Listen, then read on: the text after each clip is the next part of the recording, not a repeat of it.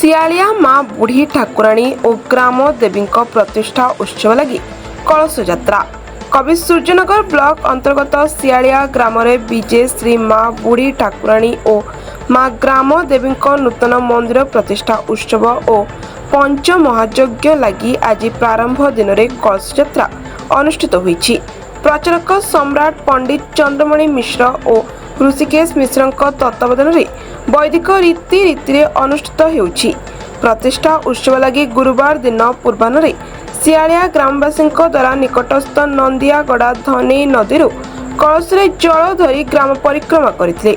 या पूर्व नदी तुठरे कर्ता मानक दीक्षा ग्रहण पूजा पाठ अनुष्ठित होइतिला। प्रथम दिन में दीक्षा ग्रहण अंकुरोपण, द्वितीय दिन में प्रतिष्ठा कर्मारंभ, ब्राह्मण वरण शाला संस्कार, अग्नि संस्कार, जमुना आवाहन, नाम यज्ञ, तृतीय दिन में सूर्य पूजा, रत्न मुद, प्राण प्रतिष्ठा आदि, चतुर्थ दिन में देवी नगर परिक्रमा, शिला धूप ध्वजा, देवी सिंहासन आरोहण आदि और शेष पंचम दिन में दधी हांडी भग्न नगर कीर्तन अनुष्ठित हेब। एथिरे सियालिया ग्रामवासी सहयोग अनुष्ठित होउछि। सियालिया ग्राम पंचायत समिति सभा कंबाइंड कौन आज कार्यक्रम रही? आज कार्यक्रम होउछि आमर ग्राम रे माँ ठाकुराणी माँ ग्राम देवी नूतन मंदिर प्रतिष्ठा उत्सव पालन करने नाम यज्ञ, घृत यज्ञ, अन्न यज्ञ, गो यज्ञ कार्यक्रम आरंभ हो से उद्देश्य आज कलश यात्रा कराई। नंदियागड़ा ग्राम धनेई नदी ठारू कलश पानी नहीं आमर कार्य आरंभ कर आज कलश यात्रा 16 तारीख आमर 21 तारीख संपूर्ण हम सतर्क अच्छे युवक भाई मैंने समस्त सहयोग कर आबल वृद्ध वनिता समस्त साहय कर समस्त भल भाव। मोर परिचय हूँ ऋषिकेश मिश्र, कवि सूर्यनगर, वृंदावन चंद्रपुर शासन। परित्राण परायणे सर्वस्यार्ति हरिदेवी नारायण नमस्ते भगवती नमो नमः। आमर सियालिया ग्राम माँ ठाकुराणी देवी एवं ग्राम देवती मंदिर प्रतिष्ठा उत्सव अनुष्ठित होती। आज प्रथम दिवस।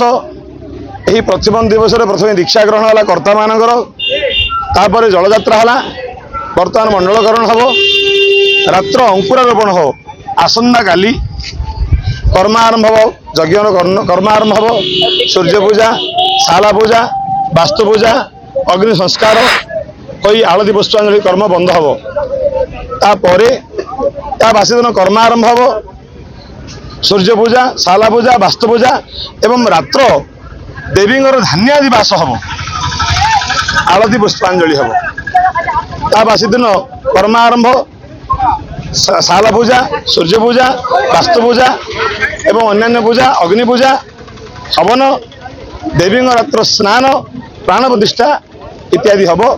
एवं अक्षय तृतीया 20 तारीख दिन देवी सिंहासन आरोहण करेंगे। ए भितर यज्ञ ग्रामवासी माने अन्न यज्ञ,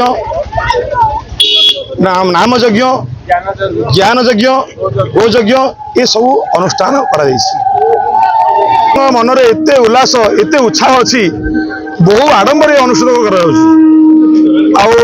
अनुष्ठान ग्रामवास मान सहयोग लक्ष लक्ष भक्त योजना कराई।